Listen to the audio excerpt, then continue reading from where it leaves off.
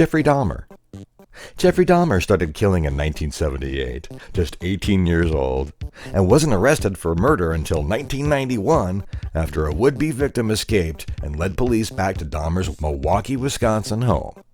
It was there that some of the gruesome details of his life of killing were seen via photos of mutilated bodies and body parts strewn across the apartment.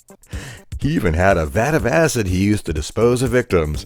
In all, Dahmer killed 17 people, mostly young men of color. He served time in prison twice, the first time for molestation and the second time for murder, and was killed by a fellow inmate in 1994.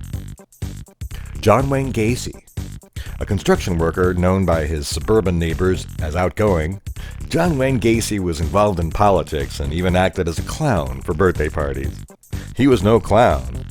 Gacy came under suspicion in 1978 when a 15-year-old boy last seen with him went missing. That wasn't the only time families of missing boys had pointed fingers at Gacy, but it was the first time authorities took him seriously.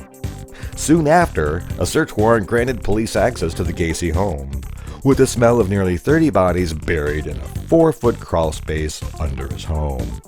He was convicted of 33 counts of murder with additional counts of rape and torture, and was executed by lethal injection in 1994.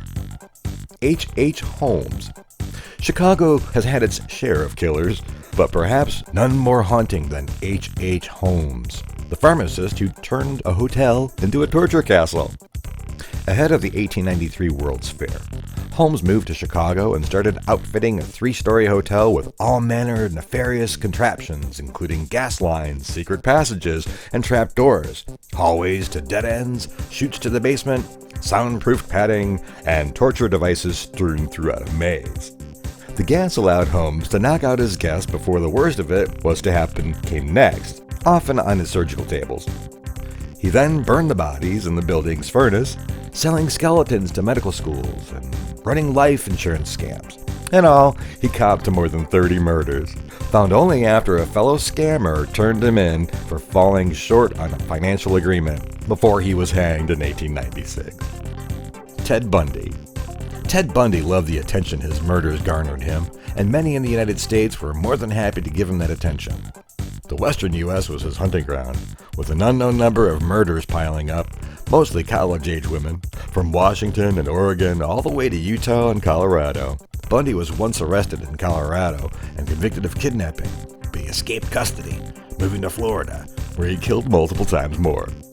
Bundy's final arrest and its aftermath captured the attention of the nation, and as the accused murderer acted as his own lawyer during what is believed to have been the first televised murder trial, welcomed interviews, and boasted of the fans he had created. He was eventually executed in an electric chair in 1989. Jack the Ripper. We call him Jack the Ripper, but we don't really know who the person behind one of the older and most notorious murder spree was. The killer appeared in London's Whitechapel district in 1888 and murdered 5 women, all prostitutes, and mutilated their corpses. Police surmise the killer was a surgeon, butcher, or someone skilled with a scalpel. The killer mocked the community and the police by sending letters outlining the acts. Although many suspects have been named over the years, the killer has never been identified.